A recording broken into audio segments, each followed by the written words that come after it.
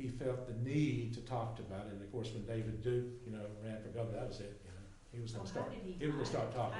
How could he hide everything that had happened to him? How could he hide that? He didn't hide it, and it was somewhat of a catharsis for him to start talking about it. In fact, when he first started doing these things, he would tend to get pretty emotional, especially when he would talk about his sisters and his mother. He was very close to his sisters and his mother and father, and of course, his entire family was wiped out. He had no family. The only family we had was each other. It was my mother, my father, and the kids. That was it. That was the whole family we had. They just didn't want to disturb us. My mother, as I mentioned to you before, her experiences were apparently very troubling, and she had a very difficult time talking about it.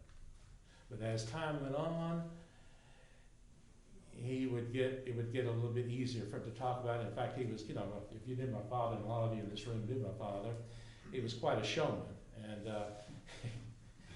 and sometimes he would even find humor in some of these situations, which was pretty incredible to find humor in the Holocaust, But he would have the crowd going sometimes. Those who would listen to him, there were times where he would find the humor. But like I said, he didn't. It wasn't easy for him to talk about it, but he felt that it was necessary for him to talk about it. And I feel the same way. This is not something that I enjoy. I'll be honest with you. I don't enjoy these talks, but I find it also necessary to talk about it because he's not here, and if he was here, he would be right where I am right now. But the story needs to be told. Like I said before, we don't need to let this happen again. Yeah. What about the humorous story about when, all the kids and they crave for sweets? They didn't have sweets in the camp. No. So the Germans played a game when they got the end of a barrel of jam or something and put it out about 50 yards away. Jump in it. You know who got there first? Saul. You jump in there and all the friends be licking him, In fact, he was, always a leader, and he was so, I guess, brave, and he knew that if he worked, he would continue to live. In fact, they would always ask for workers, so they go up and say, "Who knows something about plumbing?" He'd raise his hand. He had no idea how to plumb it. He knew that if he went on a job to do some plumbing, that they would feed him right there. The same thing with explosives right there. They asked, "Who knows something about explosives?" Well, raise his hand. I know all about it, So he would go out there, and the Germans, of course, they were afraid to test the explosives, so they would send the Jews out there to test them. And he said half the stuff he tested, was no good. He put that German stamp on it and let it go.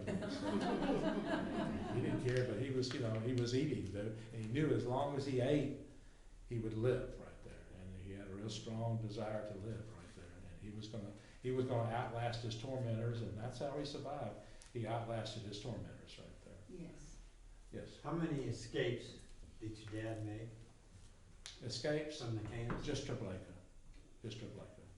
Now, you can count the people that escaped Treblinka on one hand. It's almost unheard of. Almost unheard of. Because there were some breakouts at some of the other camps. There were some where the prisoners killed the guards and ran away. I think Sobibor was one of them. I think even in Majdanek they had a breakout. But it was almost impossible at Treblinka. Treblinka was a camp built about 40 miles from Warsaw, built specifically to kill the Jews of Warsaw and the areas around Warsaw. Warsaw had a huge Jewish population. I think there was 350,000 Jews that lived in Warsaw before the war. And of course, as I mentioned, by 1942, from rounding up the other Jews in the other areas, there was about 500,000.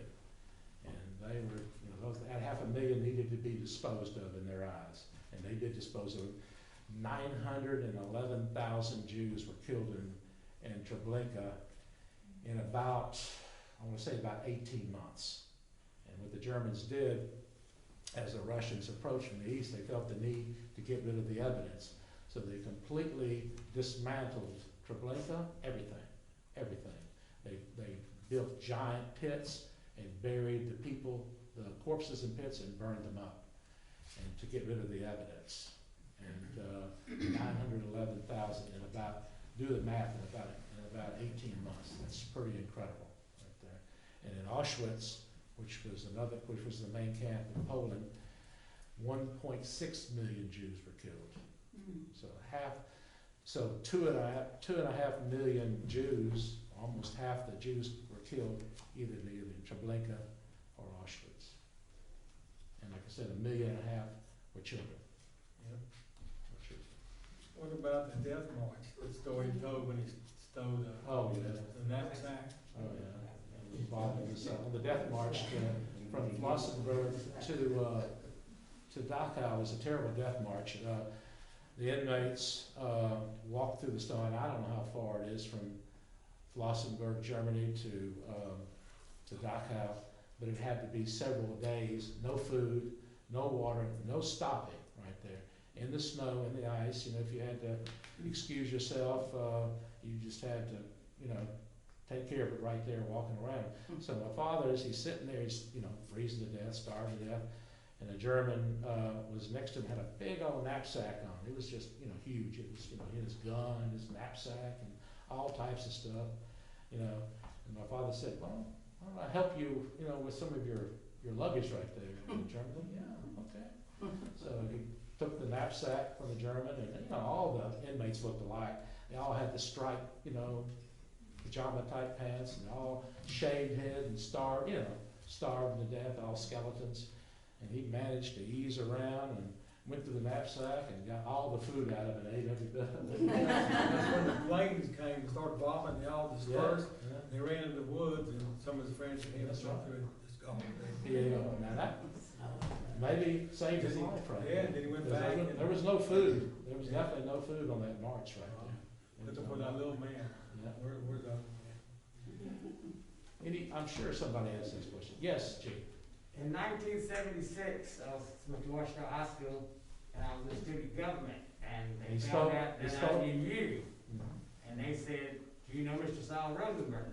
Yes. As a matter of fact, I did. Do you think you could get him to come here and talk about his story? And he came, and he was very passionate. 1,250 people, kids, Oh, yes. they listened to his story. Oh, yes. So he continued, as he got older, I'm sure he took more pride, and he Yeah. wanted to make sure everybody knew Oh, yeah. There was exactly not. what happened. There was not a high It was school. a great story, believe me. Oh, yeah. And an ovation. High schools, colleges, churches, civic groups. He would talk to anybody and everybody. He never said no. He was always glad to talk about it right there. He really was right there. I had the wonderful privilege of knowing and meeting with your mom and dad many times, and I do remember seeing numbers. No, he didn't have He the didn't have, tattoos. but must have been some other friends of Jewish people. Yeah, he didn't have the tattoos. Now, Okay. there's friends of his from Shreveport that had the tattoos, but he didn't. It must have been, but even though I don't want to change from the war, eventually will you tell us how he was so successful to create Sol's pipe and steel? Well, I told you the story about the helmet and the swastika. That was his introduction to the scrap business right there. And he was a chemist. And a chemist. And he was a chemist. Yeah. And a plumber. And an electrician. He was anything that they wanted him to be. As long as he survived, he ate and survived. He just had that will to survive. He was just a survivor. He really was. It was pretty amazing. Pretty amazing. He was full of life, and it's still hard to believe he's not here. In fact, this Sunday will be the 13 years of his passing right there. It's hard to believe it. And 16 years from What about your mom? 16 years since she passed away. In fact, after she passed away, it was really hard on him. It was like he was cut in half right there. It was a tough time for him. Where's Joe? Joe passed away about 4 years ago. Yeah, he passed away about 4 years ago. You might want to tell them about our exhibit at the temple, our Holocaust exhibit. Oh, yeah, yeah. Why don't you tell everybody about it? You're a little bit more familiar with it than I am. I've been there many times. Okay, we have a museum at the Jewish temple, and it's called the Precious Legacy Archives and Museum. And one of the rooms is dedicated, it's a military room, it's all of the battles that the United States has had since the Civil War. that the local members of Monroe's Jewish community in the area have participated in. There's a World War I exhibit, and there's a World War II exhibit, and included in that exhibit is a Holocaust exhibit, is the book by Pavel Friedman called I Never Saw Another Butterfly. He was at Theresienstadt. That was the camp where they put all the talented members of the Jewish faith, the musicians, the artists, and the musicians and the children sang in choirs and entertained the German soldiers. And there was a lady from Hungary who was at Theresienstadt, and she was a renowned musician, and she did not leave Hungary. She and her husband stayed in Hungary to take care of her mother, and she lived to be, I think, 106 or 107. And I happened to see an article about her, and one of the German men said, "You must hate us because we make you entertain us." And she said, "No, it's my pleasure to entertain you." Well, Theresienstadt, It gave her the ability to play. Theresienstadt was a showplace concentration camp that the Germans had to spread the propaganda that they weren't killing the Jews. And it was a total hoax is what it was. And they would bring the Red Cross and the press there and show the people dancing and singing and playing and having a great time. And then when everybody left, they went back to the usual business of concentration camp. It was strictly a hoax right there. They did that at the Olympics, you know, when they had the, what was that, 1936. Yeah, showed everything frozen. Yeah, everybody, No everything's, propaganda, nothing. everything's, of course, that was before the war too. Yeah, but they were already, Oh, yeah, they were, you couldn't do business with any Jews, merchants. yeah, that's right. In fact, in 1938, there was the famous event in Germany and Austria called Kristallnacht. Kristallnacht was the night of the broken glass, and that's when there was an organized Nazi riot, and they destroyed hundreds and hundreds of synagogues, thousands of Jewish business. They called it the night of the broken glass because they would throw the rocks into the glass windows of the synagogues and the Jewish merchants right there. And that's when a lot of the German Jews got the idea we need to get the heck out of Dodge, and a lot of them did leave. And, Ernst Strauss, one of them, for sure. Go ahead. Yeah, go ahead. The history books talk about how Germany and Russia kind of worked together to They split did. up Poland. They had a pact.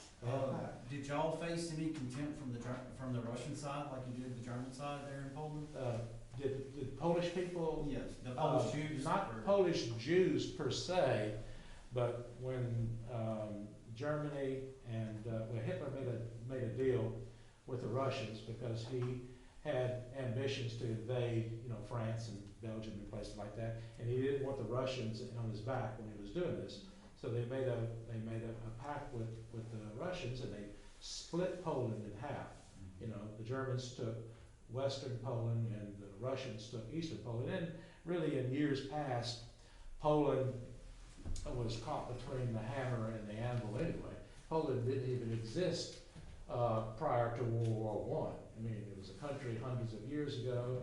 Then, depending who won which war, it would be absorbed by that country. Kind of like Alsace-Lorraine in France, where Strasbourg is. Depending on which country, France or Germany, won the war, it would become part of that country. So Alsace-Lorraine, after the Franco-Prussian War in 1870, became part of, Germany. And then after World War I, when the Germans lost the war, it became part of France again. That's why you have areas of France where people spoke German, because it was, the same thing with Poland right now. Now, the Russians didn't go after the Jews, but they did go after Polish nationals. In fact, there was a terrible incident where the Russians took about 20,000 Polish officers, brought them out to a forest. I forgot the name of the forest. Killed them. Yeah, killed every one of them right there, and buried them. And then when those bodies were found right there, the Russians blamed it on the Germans. The Germans did that. It wasn't the Germans, it was Stalin did that right there. And so the Russians had blood on their hands too, and mainly Joseph Stalin. He killed millions of his own people too, starved to death, 5 million Ukrainians between the 1920s and 30s when they collectivized those farms. And in fact, that's one reason that the Ukrainians fought for the Germans, Nazis in World War II, because they were so anti-communist. In fact, there's still a lot of dissension in Ukraine today over that, hating the communists. Still exists today. Yes, ma'am. If I have the years wrong, correct me, but between 1945 and 1949, how did Mr. Sol take care of his small family? Well, he was pretty innovative. He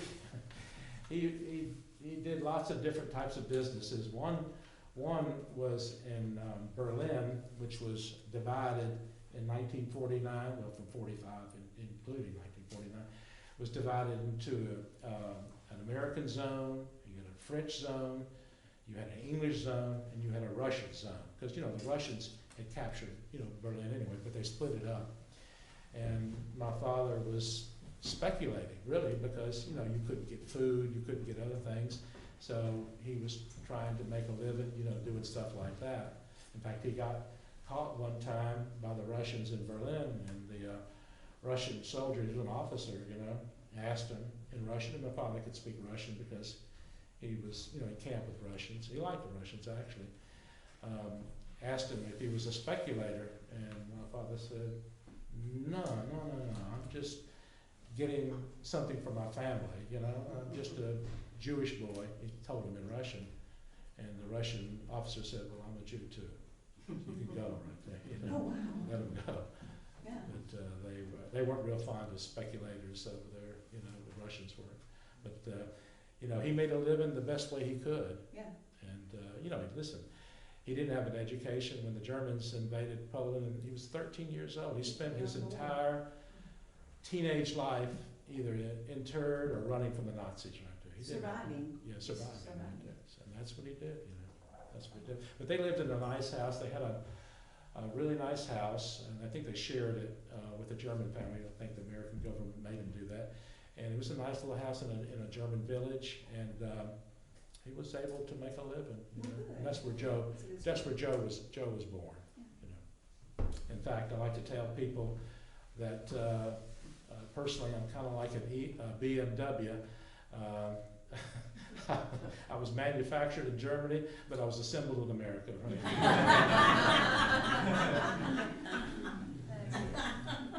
So I was an instant citizen. I was born. My mother was pregnant with me when they came. I didn't realize that. She was pregnant. Joe was about 2 years old, and Herman was just a distant thought right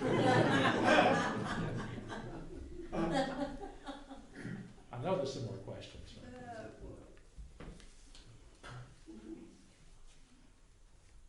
No questions? I'm sure somebody's curious about something. Ron? No? I got a question. Out of his family, how many of them survived besides him? Nobody. Nobody's left out. Cousin. Well, third and fourth. Grandma, grandpa, dad. No grandmother, no grandfather, no sisters, no brothers, no uncles, no aunts. Third and fourth cousins. And some of them immigrated to Israel like he wanted to, and some of them immigrated to America. They lived in New York and New Jersey and places like that. In fact, when my father and mother came over, they came aboard a troop ship, and the troop ship, we went to New Orleans, and they were going to two different ports. They were going to New York or they were going to New Orleans. They weren't going to Los Angeles because it was too far around to go that way. And my father didn't know, he didn't know Monroe, he didn't know New Orleans. He knew New York or Chicago, places like that. He had heard of that. But when they got to Louisiana, they didn't really care. They were just glad to be in America. Oh, yeah. They were just glad to be here. Now, first summer was hell. He didn't, because they don't have mosquitoes over there, and they don't have 100-degree weather over there. And the first summer, he said it about killed him right there. And they would open the windows, and they had screens in the windows. And get rid of those screens. I need to be cooked. And of course, the mosquitoes would come in and eat them up. He said that first summer, just thinking, what the heck are we doing over here? But they slowly got used to it. Oh, well, yeah, but would take a while with this Yeah, fix, they got like they were yeah, from they the got old. used to it. Yeah. Yes, Scott. So what, why did they actually come to Monroe? They were in New That- Orleans? Well, again, they arrived in New Orleans. The United Jewish Agency had already made plans for them. And when they got to New Orleans, well, you know, Joe was, 2 years old, my mother was pregnant with me, and I guess they figured out that a smaller city would be better for a young family like that. And in fact, Monroe at that time had a large Jewish population, much larger Jewish population that went back before the Civil War. And so there, downtown Monroe back then was almost all Jewish merchants right there. So from the palace, on down, it was, lots of Jewish families, and the people here were really gracious to them. In fact, their first house that they lived in was right off of Desert Street. I don't think it's called Ted's. Was it on Adams Street next to Carol Jean's family? It wasn't Adams Street. It was right off of. It was close to Adams Street. Okay. Close to Adams Street. And in fact, it's about 200 yards from the Jewish cemetery where they're buried right now, which is ironic. Very ironic. That's where they first lived. But it was a much nicer neighborhood at that time. I think they rented a house that was owned by David Kaplan, I believe, because Kaplan had his business right there by, and that's where they lived. Jackie, how did your father go from being looking for the money on the streets, because that's what he thought he was getting, to creating Sol's Pipe and Steel? Well, when he first came here, as I mentioned, he worked in a furniture factory. In fact, I ended up being best friends with the grandson of the man that owned that furniture factory. And he worked there a couple of years, and the owner of the company was not a very nice man. In fact, my father was offered a job by a gentleman by the name of David Marks. Now, David Marks was related to the other Marxes, and he had a scrap yard on the south side of Monroe off of Mississippi Street, where Mopac is right now. It was called Twin City Scrap. And he was an elderly man, and he said he needed a younger man that could help him on the yard and be the physical part of his business, and that's who taught him the scrap business. So when he told his boss at the furniture company, this old man Joe Durrett, they had Durrett's Furniture, Joe and Bill's, told him that he was quitting him, and that old man Durrett was meaner to him than the Nazis were. totally made this man very angry, and he went to David Silverstein, who's got my father the job there. That was his friend. He owned Silverstein's downtown Monroe. He said, "You wouldn't believe what that boy said." He said, "I was meaner to him than the Nazis were." My father was not one to mince words. And if he felt something, he was going to tell you. But that was his start in the metal business. And then from the scrap business down there on Mississippi Street, he was able to lease some property out by the airport where we are now. And we were just leasing out there. And he was in the scrap business, and then he had some friends in South Louisiana who were in the oil business, and they liked my father and liked him a lot. And they were taking care of Mr. H.L. Huntswell, so they told my father that he could make a better living in the pipe business than the scrap business, and they sold him their used tubing and casing, and he would bring it back to Monroe and sell it to the farmers and ranchers, and then from there to larger diameter used pipe, and he would fool a little bit with new steel, not a lot, but when Herman and I came on board in the 70s, we kind of pushed it more towards the new steel and the new pipe, and in the 90s we started actually manufacturing our own large diameter pipe, and the good thing about that is that he lived long enough to see it right there, and that was his pipe dream, so to speak, to manufacture large diameter pipe, and he got to see it. He got to see it. Have any of your direct members have done 23andMe bloodline to see if those unknown cousins are around here in America? As far as the 23andMe DNA test of any of your family that or your brothers might have done it and told you. I don't think we ever did that. I don't think we ever did that. But like I said, we do have some, cousins, distant cousins, fourth and fifth cousins in Israel and New York and places like that. We have, Dad had his parents side, on the other side. Yeah, and one had a sister, a daughter, she just died a couple of years ago, that was the first cousin, you know, and That was his first cousin. His first cousin. His first cousin. She just died, 95, 96 years old. You've got a load share? Talking about Grace, Yeah. Sol Grace. Yeah, Saul's mother. That's close, you know, relative I know. Yeah. Not too many of them left, that's for sure. Not too many left. Any questions back there? All you guys in the back are kind of quiet, you know? Ask the young lady whose family was on the St. Louis to tell us. Yeah, come up there. That's yeah. You said your grandparents? Oh, yeah, my great-great-grandmother Lottie had Great-great-grandmother. Great-great-grandmother, yes. Yeah, so my great-great-grandmother Lottie, they left Germany, they got on the boat, they tried to come to the US through Ellis Island, and they got kicked back, they wouldn't let anybody in. That's right.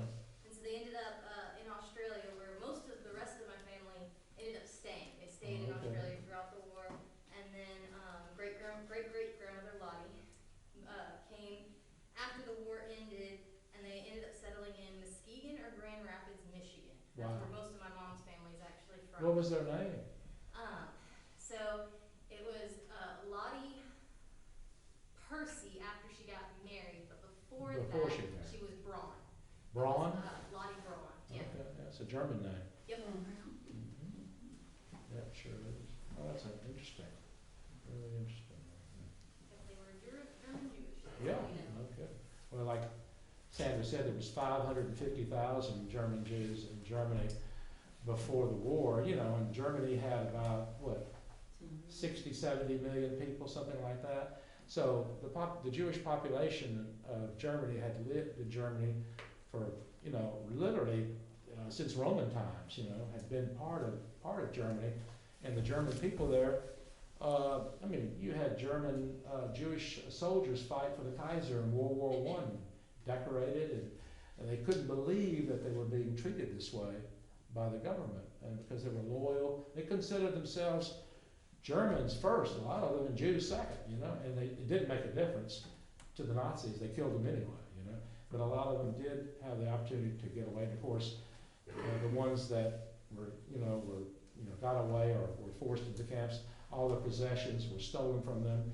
And I know y'all probably heard or read about all the art, the tremendous art that the Germans stole, you know, all over Europe actually, you know, including the Jews. And a lot of the financing of World War II by the Nazis was from stolen Jewish art or Jewish money or gold or whatever. You know, they were pretty fastidious about that. In fact, in the camps, first thing that happened to a Jewish person that was gassed is they would pull their gold teeth out and extract them, you know, and they were just mounds of it. If you've ever been to the Holocaust Museum in Washington, you can see all these things. It's pretty amazing. Piles and piles of eyeglasses, shoes, you know, even like little children's shoes, you know. It's incredible out there. And they shave their hair too. And I always wondered why their hair was shaved. And then I found out talking to one of the curators that the Germans used the Jews' hair to insulate the submarines. They would put the hair, because they didn't have, insulation was expensive, and they would use human hair for the insulation of the submarines, the U-boats right there. Didn't they also use their skin to make lamps? Oh, yeah. Shades? Oh, yeah. Yeah, it's terrible what they would do, terrible. I didn't know that. They definitely don't teach that in high school. No, no, you're right. Anybody else? Okay, well, thank you so much.